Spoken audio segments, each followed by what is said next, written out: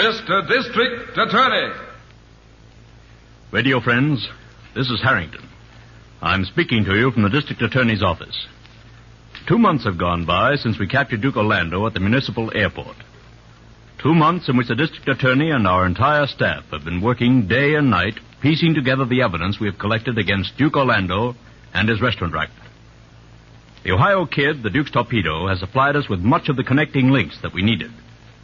He has turned state's evidence, which means he'll be a witness for the District Attorney. The District Attorney has been in court for the past 5 days, and this morning he was going to call the Ohio Kid to the stand. Kid, I want to remind you that you have sworn to tell the truth while in the witness chair. Are all the statements you have made so far the truth? The things you described actually took place as you said? Yes, they did. You heard Mr. Tony, the restaurant owner, on the witness stand, say that he was threatened by Lucky Lynch and yourself. That Lucky said if he didn't join your employer's protective society, something real bad was going to happen to him or to his family. Yeah, Lucky said that. Did Duke Orlando give him orders to say that? Yeah, the Duke said if any restaurant owner don't want to join, just show them how badly they need protection. And how did you show Mr. Tony? Well, you heard Mr. Tony tell how we bombed his house. Who's we? Lucky Lynch and me. Who told you to bomb Mr. Tony's house? The Duke. Was that the only time the Duke ordered you to do something like that for him? No. He was the boss of the whole racket. He gave us the orders on every job we pulled. The BB killing, the Toulon murder. Every one of them. Order in the court. Well, radio friends, the case of the people versus Duke Orlando is in its final moments. While he was on the witness stand, the Ohio Kid disclosed the entire inside details of Orlando's restaurant racket. Now it looks as though we have a closed case against him. The district attorney is in court now, making a summation to the jury. And so, gentlemen of the jury, there can be no doubt in your minds that Duke Orlando is guilty of the crime as charged. Look back on the facts that have been disclosed here in court. We have proved that Duke Orlando ruthlessly ordered the bombing of Mr. Tony's house, knowing that a little 7-year-old innocent child would be killed or maimed. We have proved that he coolly planned the death and disappearance of Beebe, the union official. That he carefully engineered a scheme to get rid of his former right-hand man, Lucky Lynch. But it's not necessary for me to go on. I know, as intelligent citizens of this community, that you will not hesitate for one moment, that you will render a verdict of murder in the first degree. Duke Orlando is as guilty of the murder of Professor Toulon as if he actually wielded the blow.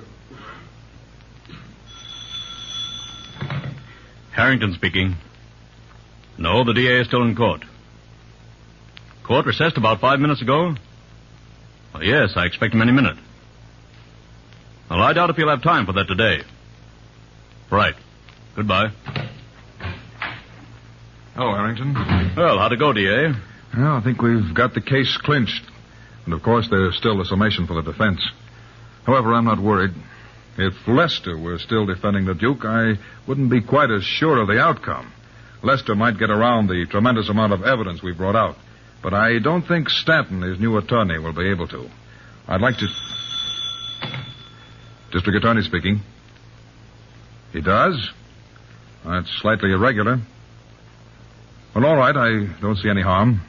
I'll be down to see him shortly. Harrington, Duke Orlando wants to see me. Don't tell me he wants to come clean now. I don't know, but I'll find out soon enough. I've got some work to clean up, but as soon as I'm through, I'll be paying Duke Orlando a visit.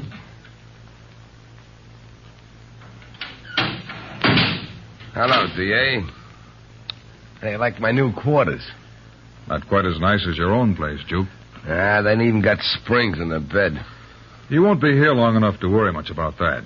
Trial's pretty near over, ain't it, D.A.? Yes, but what did you want to see me about? Well, I decided to give you a break. That's nice of you, Orlando. Yeah, I thought so. I'm gonna confess. Why? Well, I don't think my mouthpiece doing so good. If you don't do something fast, we're gonna lose this case. I don't think he has my interest at heart. You don't, eh? No, so I thought I'd confess. Then you could let me off easy. What gave you that idea? Well, it'd save you a lot of trouble. It would have, before this trial started. I gave you your chance when Lucky Lynch died. You could have given up then. It's too late now, Duke. I've got you dead to rights. You're going to the electric chair. Still dreaming, D.A., huh? Well, too bad you won't take me up on this confession idea. Have made it very easy for you, and you could have let me off easy. Nothing can make it easy for you now, Duke. It certainly won't be easy for you to listen to that jury's verdict. Gentlemen of the jury, have you reached a verdict? We have, Your Honor. What is that verdict? We find the defendant, Duke Orlando, guilty of the crime of murder in the first degree as charged. Duke Orlando, have you any legal cause why judgment and sentence should not be passed upon you at this time? No, Your Honor. The sentence of the court, Duke Orlando, is that you should be confined to state's prison, and that on some day in the week beginning June 11th, you be put to death in the mode and manner prescribed by the laws of this state. The electric chair? No. No.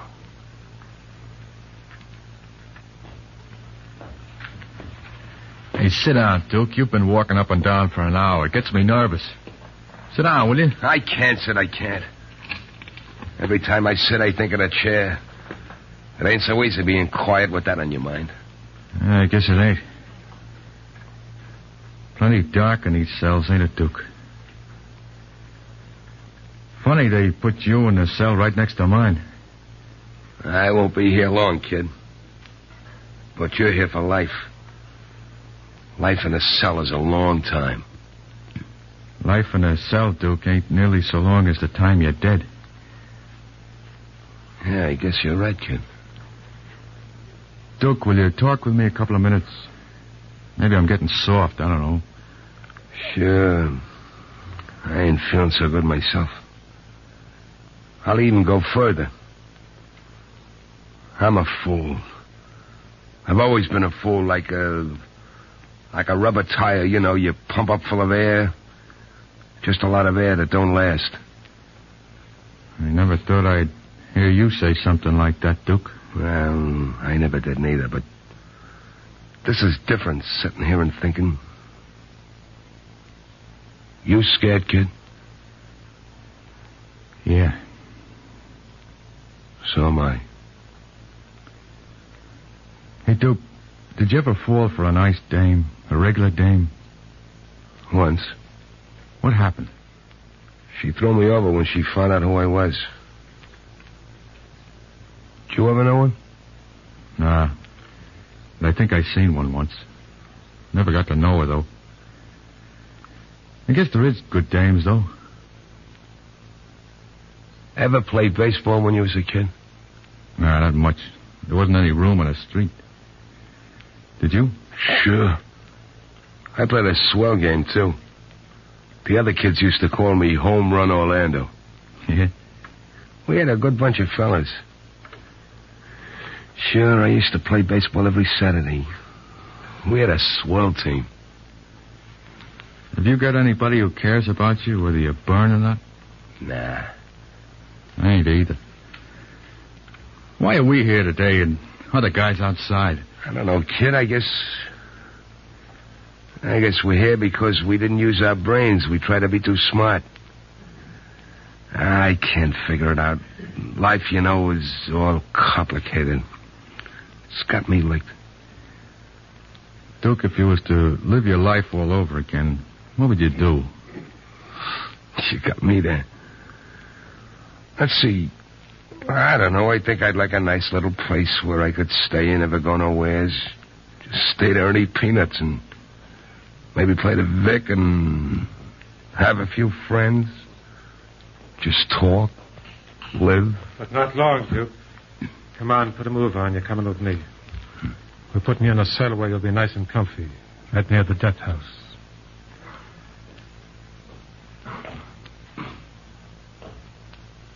Sorry, Duke.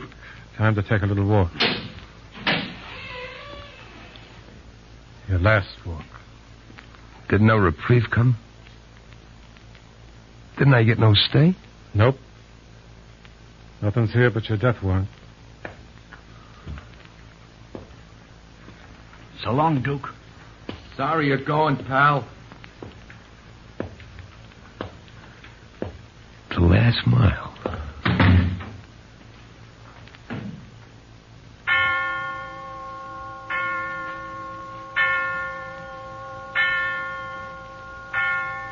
Extra, read all about it. Duke Orlando dies in electric chair. District Attorney writes finished a restaurant racket. Here, read all about it. Restaurant racket ended by District Attorney. Mr. District Attorney is a dramatization by Phillips H. Lord. All names of characters used in this program are, for obvious reasons, fictitious. Mr. District Attorney, subsequent to tonight, will come to you once a week in half-hour form commencing June 27th, 10 to 10:30 p.m. Eastern Daylight Saving Time. It will not be heard during the intervening week. We present now Fred Waring. Radio. In a brief chat with Paul Douglas, he'll tell you about Pleasure Time, which is scheduled to be heard over these stations at 11 o'clock Eastern Daylight Saving Time, beginning next Monday. Are you scared? No, yes, A little bit. Well, Fred, you've always been noted for the shortest half hour in radio, and Pleasure Time's going to be a new departure for you and the Pennsylvanians. But don't you feel that producing a new show every day is going to be a tough assignment? On the contrary, Paul, I'm very pleased with the idea of 5 15-minute spots a week for this reason. We've always had twice as many ideas as we've had time in which to present them. And this is the opportunity we've been looking for, to produce all the ideas we've been keeping on the waiting shelf. Well, I can understand that, Fred, but what puzzles me is how do you ever expect to work that enormous gang of yours into a 15-minute show? My memory serves me right. There's Donna Day, Stuart Churchill, Polly McClintock, and Fern, Two Bees and the Honey. And the Les Paul trio with Jimmy Atkins and Patsy Garrett and Gordon Goodman and Jane Wilson. And the Glee Club. Yes, and the Glee Club. Well, that adds up to a lot of entertainment. Well, that's not all, Paul. We plan to introduce a number of new features, too, both script and musical. For instance? Well, with a new idea we hope will be an entertaining way of presenting the baseball results of the day each day. Oh, you told me about that, yes, with I music. Did. Yes, of course, that rhyme. features you, Paul. Well, I'm glad you mentioned And among the featured instrumentalists will be Eric Sade. He's a violinist and arranger, and he's about the tops among the English musicians. Just arrived in this country. Formerly with Ray Noble, I believe. I met him the other afternoon. I've heard of him from Continental Records. But now, how about an inkling of these script plans? Well, I won't tell all, but I will tell you one thing. Polly will be heard in a new role, the role of a great lover. Astounded. Polly McClintock. Paul, that What? astounded is in parenthesis there. Oh, You speak in an astounded tone. all right. Polly McClintock in an astounded tone. That's right. That's right. You mean that really that croaking crooner, that fog-voiced drummer of yours is going to be a great lover? Yeah, Polly's going off the deep end. A new love is coming into Polly's life, and her name is Inga Nelson. Well, isn't that the girl with the Swedish dialect? She is. She's been on the air a few times in guest appearances with Fred Allen. But to my mind, she's one of the finest young comedians of today. You know, Paul, a funny woman is hard to find. I know. But anyway, Fred, how in the world... turn to the page, yeah. That's all right. How in the world are you ever going to get all these featured soloists, musicians, choral groups, and script spots into 15 minutes? It looks as though it's going to be the fullest 15 minutes in radio. Well, I'll confess, Paul, it sort of had me stumped for a time, but no longer. I'm working out what might be best described as a stagger system. A stagger system? Yes, in fact, it's a staggering stagger system.